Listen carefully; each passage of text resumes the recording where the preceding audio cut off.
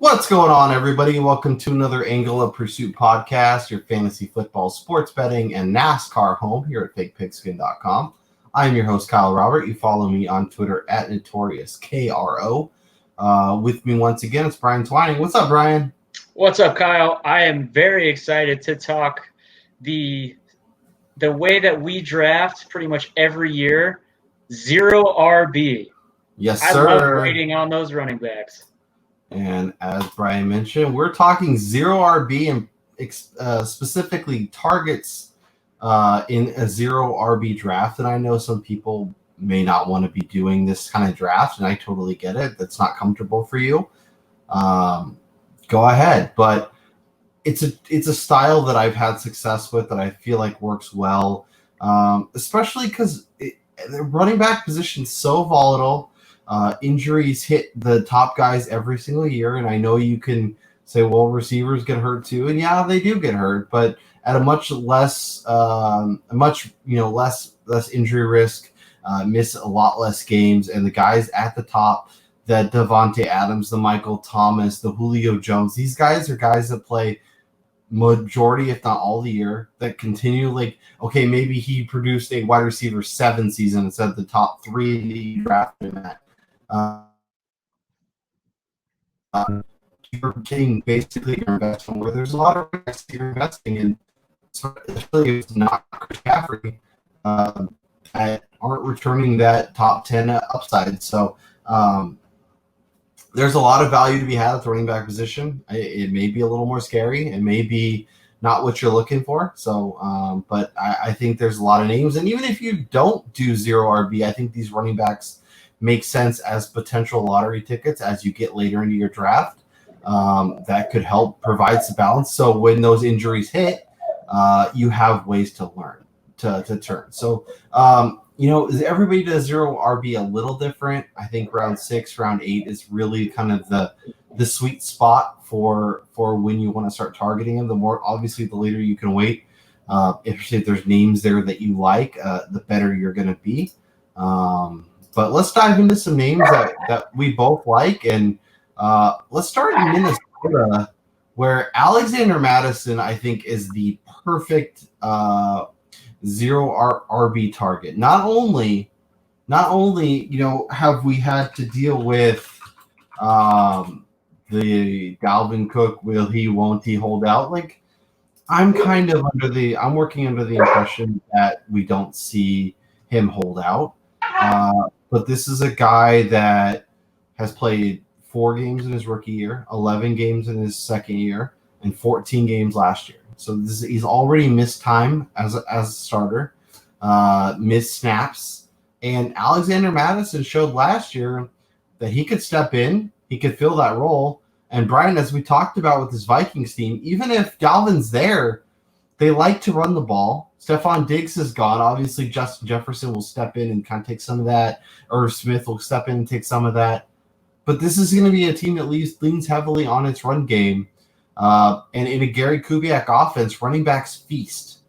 So if not Dalvin Cook, who a lot of people are comfortable taking in round 1, myself included, if you want to go that way, Madison makes a great option because as soon as Dalvin Cook's down, Madison's an RB1 the rest of the way. Yeah, I mean, we're talking about the same offense that we all thought Mike Boone was going to win people fantasy championships last year. So, I mean, and that was the 3rd option in this backfield. So Alexander Madison, we saw him last year. He averaged a nice 4.6 yards per carry. He only toted the rock 100 times, but that was playing second fiddle to Dalvin Cook early on in the season where he wasn't getting as much love. As we've reached the latter part of the year, when Dalvin Cook was, starting to get banged up a little bit, Madison started to see a lot more action in the game. And like you said, if Dalvin Cook were to go down, Madison steps into a top 10 role at the position for a guy that you're getting, way down the list as running backs. And in a zero RB scenario, you're looking for guys who have a decent, like a weekly floor of something decent, like high single digits with the potential of scoring a touchdown, getting you double digits, but with the ceiling of an RB1. And Madison is that guy to a T. And obviously, depending on the format, you might go a little different. Like if it's more of a PPR, you might want that weekly floor. And especially early, you want guys that are going to get those catches. But you also want to stock your bench with guys like Madison, so that way if he becomes the guy, you have that upside every single week. So there's a few guys we're going to talk about, that are going to be kind of, depending on the format and where you're kind of targeting, you'll want to adjust. But I think Madison's a guy that, despite the format, despite how you're going to approach drafts, should be a guy that you draft no matter what. Yeah, he's a guy that I'll probably be targeting at the in the middle parts of my drafts for sure. Yeah, and is barely inside the top 100 at running back. I'm scooping up that value all day long. Yeah, that's ridiculous. Let's go to Buffalo. Let's talk a guy that a lot of people are hyping up, and that's Zack Moss. Obviously, during his time at Utah, flashed some skills, showed the ability to be a ball carrier, be an effective ball carrier. But I guess sell me on Zack Moss because I'm not there.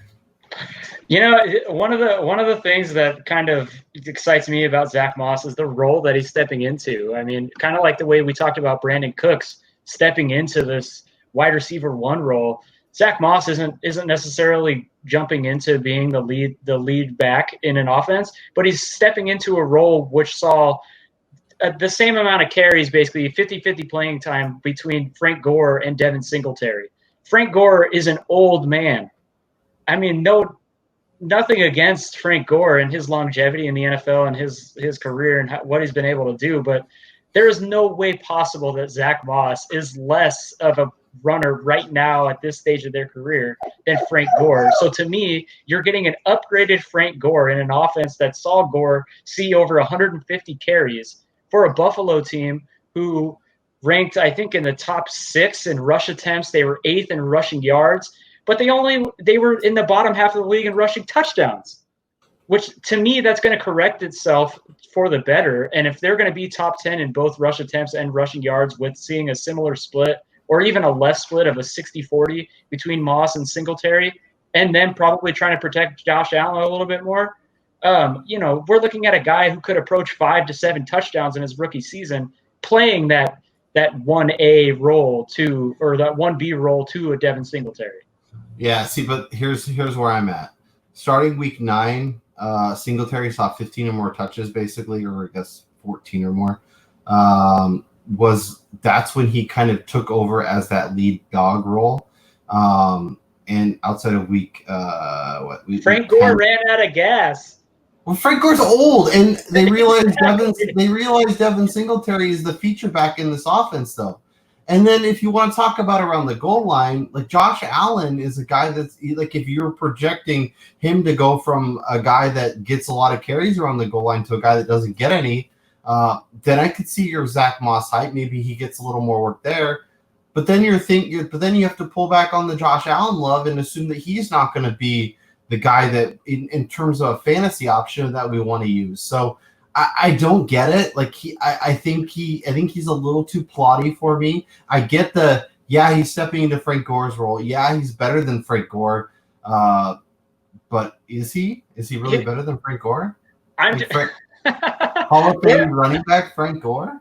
I'm just looking at it from the perspective of, as a 0 RB target, he's more than likely to see double-digit touches out of the backfield for a team that is top 10 in the NFL in rushing. I think he's getting 5 touches. If Singletary goes down, I could see it. But if we're looking at where he's coming off of the board, let me find his ADP, because I feel like it's a lot higher than. Well, before you find that information, currently Zack Moss is going 70 picks after Devin Singletary. Yeah, as he should, because he's clearly the backup. He's going around Kerryon Johnson, who I'd rather have. Phillip Lindsay, I don't know what to do with Denver. I want Phillip Lindsay to be a thing, but I think Denver doesn't want that, so I don't know if I'm going there. A guy we're going to talk about next is going right there. Your boy Tony Pollard.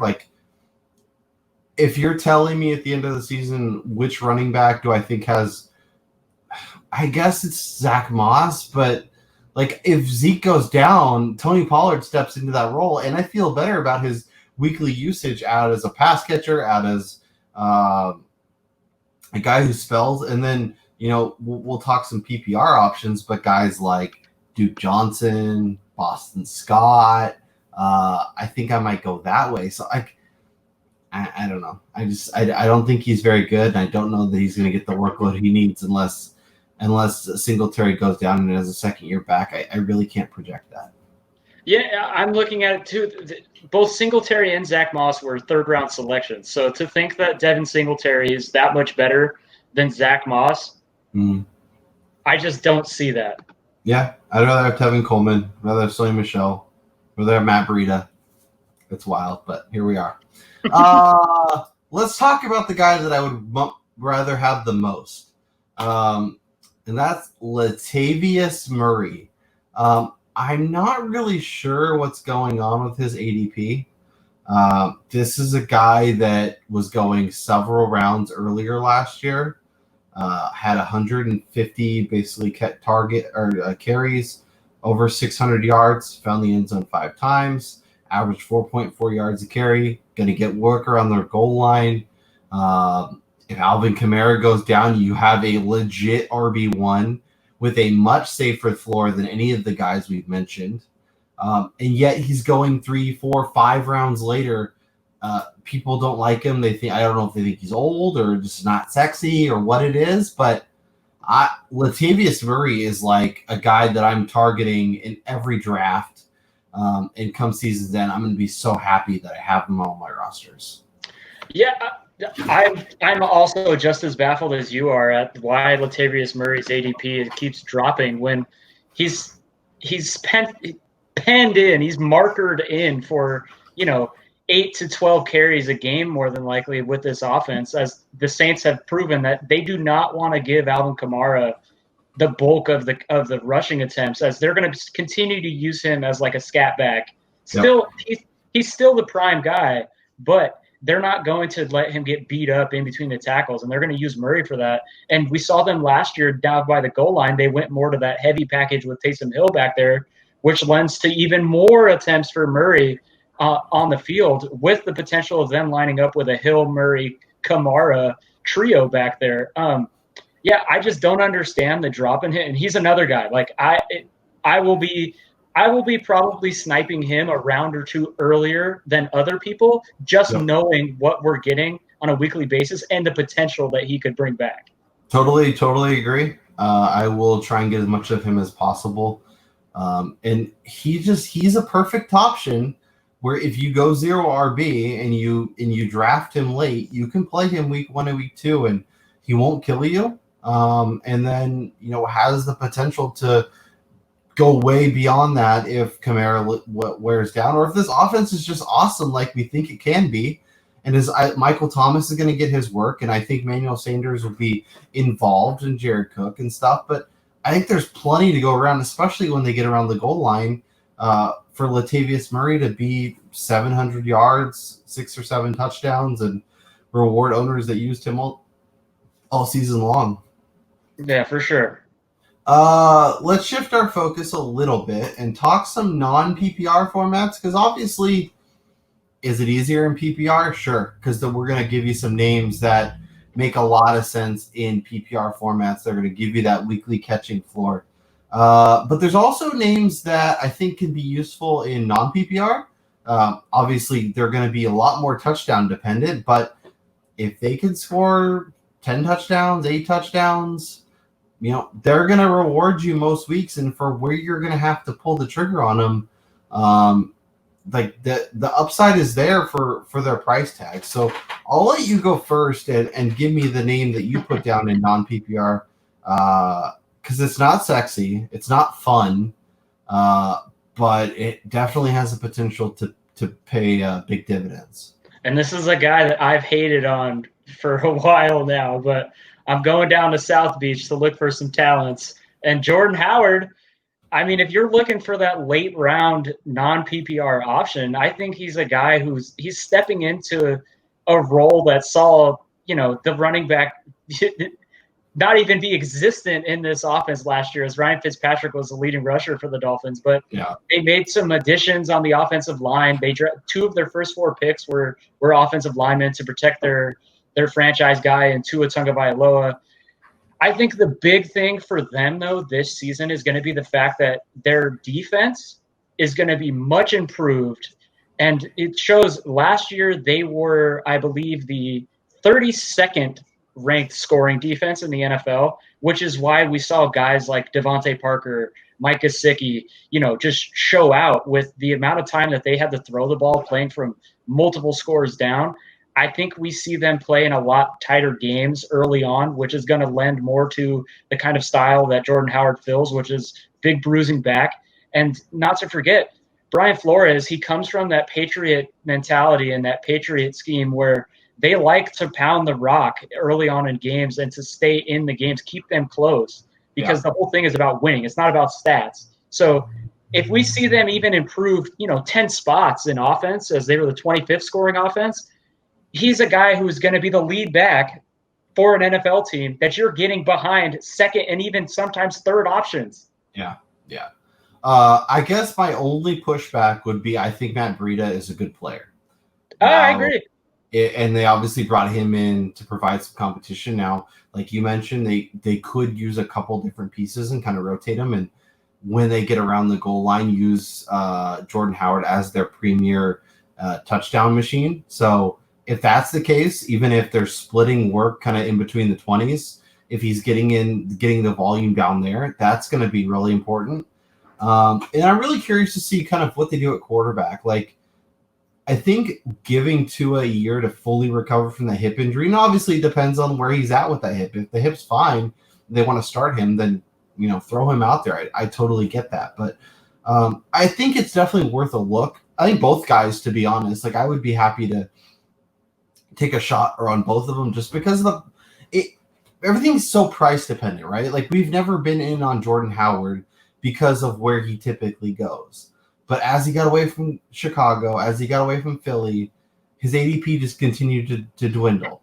So if you're telling me I can get him as like a round pick 100, like I like him more. If I'm talking like 50 or 60, like I don't want to target him there. So it's everything's all cost based.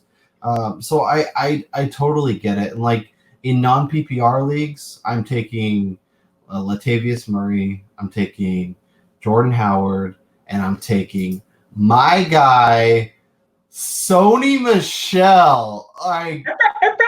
He's not good. He's slow. He's plodding. But you know what?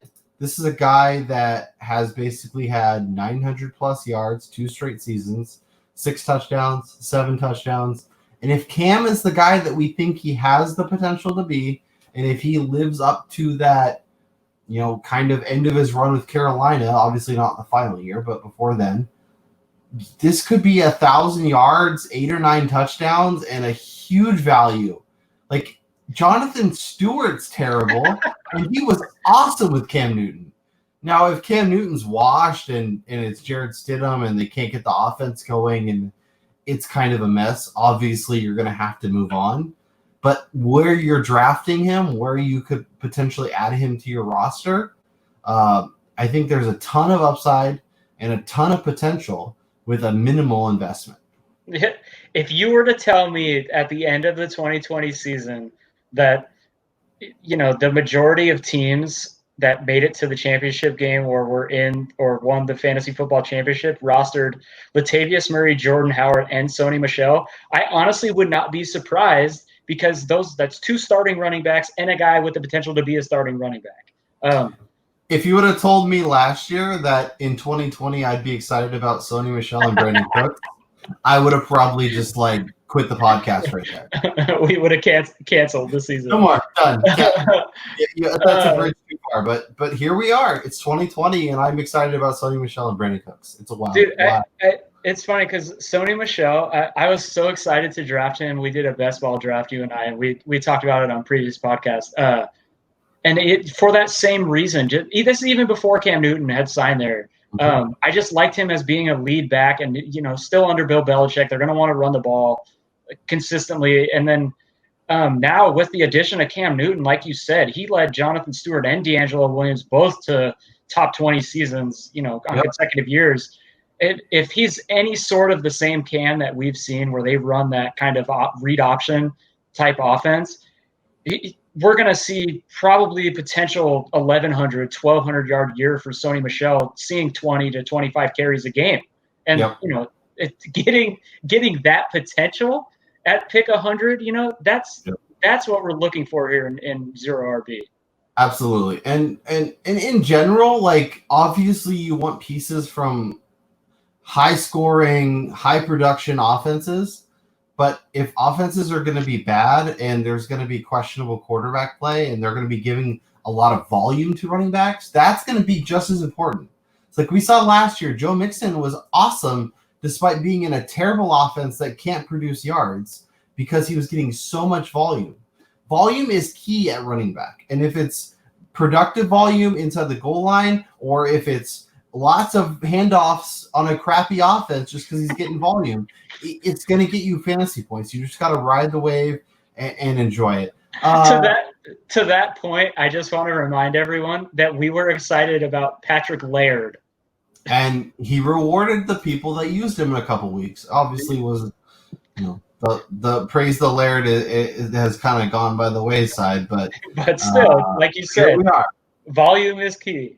Absolutely. Let's switch our focus though and talk some PPR, because this is obviously where this drafting style, like if you the optimal area for a zero RB style draft is like an offense, or a league where you start for your receivers, full PPR, like that's ideally what you get, like on national and an FFC or a league like that.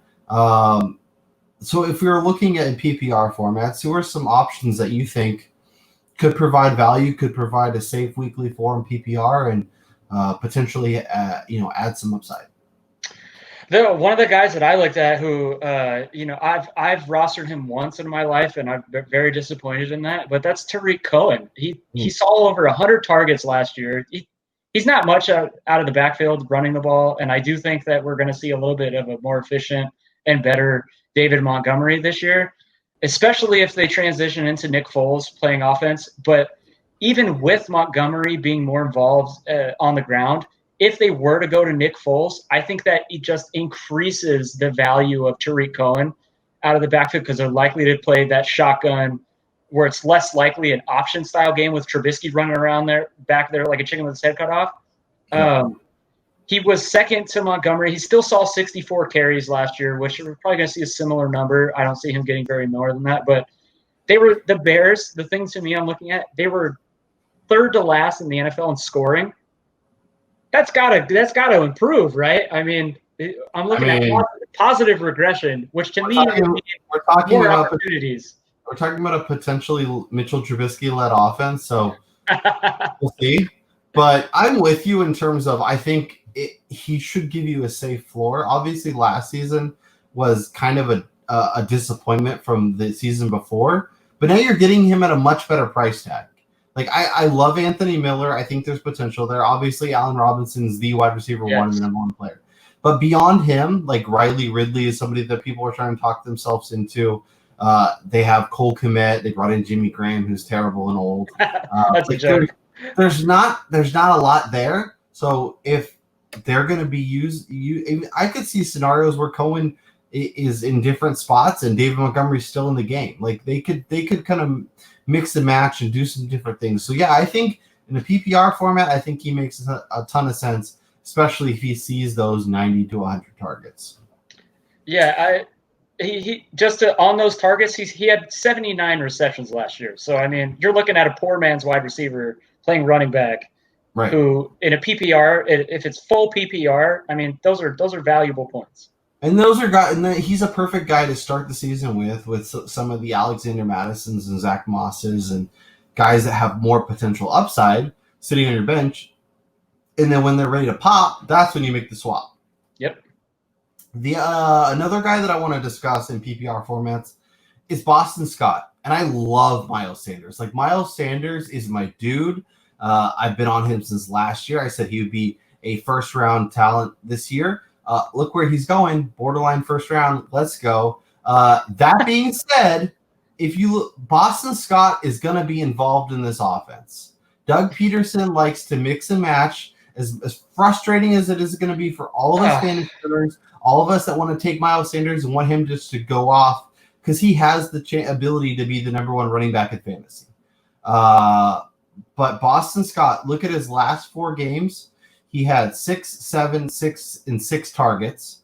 So 25 targets over his last 4 games. 6, 7, 6, and 4 catches. Has the ability to be involved when they get around the goal line.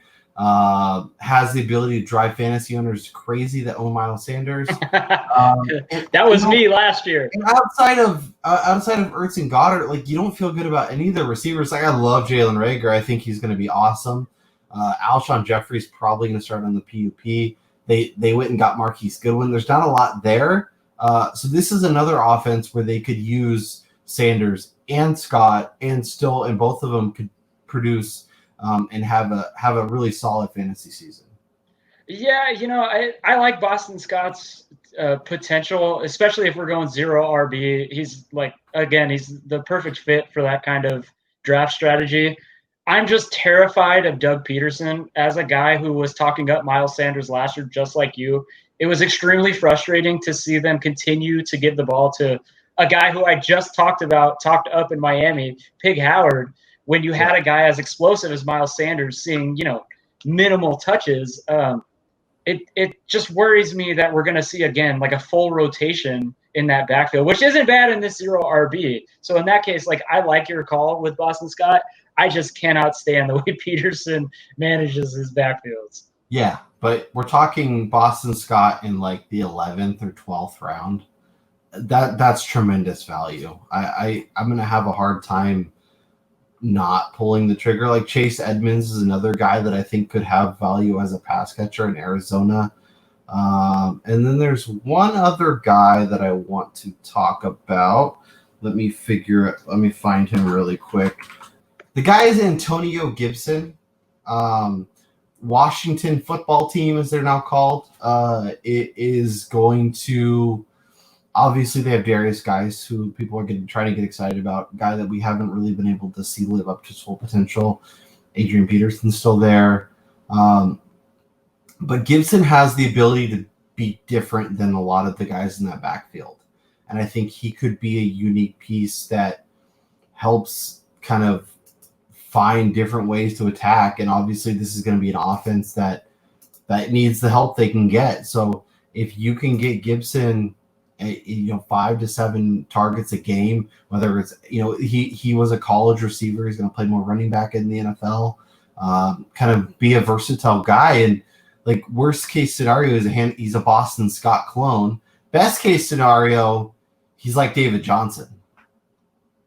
Yeah. So, I love that call. I mean, Washington is devoid of talents on the outside other than Terry McLaurin. I mean, they're going to be relying on Gandy Golden, another rookie, as probably potentially their second wide receiver. And then you have a backfield with Darius Guice, who you said is extremely talented, but he hasn't seen the field, and old man Adrian Peterson, who I love, but I mean, he's another guy, he's running on extremely wearing tires. So Gibson could invigorate this offense and add some sort of excitement there. So he's another guy really late in drafts that should be targeted. Yeah, especially if we expect this team to be bad, like we think they will be. They're going to have to throw. They're going to be down. They're going to have to do a lot. So if he can be useful, especially the key for him is be able to show the ability to pass block. But where you're drafting him, you're not going to have to play him early. And if he explodes and he looks great, then you roll. And if it looks like he's going to be a mess pass blocking, or this offense is just going to be a train wreck and not able to get first downs, then he's one of your first cuts when you're attacking the waiver wire anyways. So no harm, no foul, and on to the next one. But I think he's an interesting name to at least keep penciled in and in late in PPR leagues. Definitely strike while the iron's hot. Yeah, real quick before we get out of here, one more guy I wanted to mention that's right around Gibson is going to your team, the Tennessee Titans, and Darrington Evans, he's a guy who, if you could get him, with your second to last pick or your last pick in the draft, you're looking at a potential league winner if Derrick Henry were to go down. So I love Darrington Evans. If you go back and listen to our post-draft pod with Jared Smola, I'm all about Darrington Evans. I said he was going to be like a second-round pick for me. I think he has all the potential in the world. Obviously, they paid Derrick Henry a lot of money, so he's going to get his workload. That being said, there is opportunity as a pass catcher, as a complementary, supplementary piece. I think there's options for him to go off. So I don't hate it. And like you said, where you're drafting him, if he's your last pick or second to last, especially now that Henry got the deal, it seems like the shine has come off a little bit on him. So he's going to be like one of the last guys that people are drafting. People are like, oh, he's not going to play. It's fine. Draft him, hold him on your bench, hold him for a couple weeks, see what he does, how he's involved in this offense. Obviously, exactly. Shorter preseason isn't great for him, but I do think there's opportunity for him to be productive and to be somebody that's really interesting. And if nothing else, keep him on a watch list. And if he pops, then he's one of your first ads. And if not, then on to the next one. But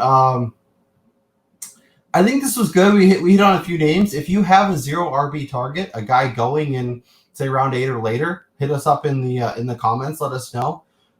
If you want to see some guys that Brian and I kind of debated, like, are we drafting him, like AJ Green or Brandon Cooks or Raheem Mostert? Check out the other pod. And then always check out, our YouTube is full of fantasy videos. We did talk Matt Harmon, we talked Jared Smola. Hit the subscribe so you know when we post new stuff. If you're listening on iTunes or Stitcher, please give us a 5-star review and leave a little comment. It really does a lot to help us.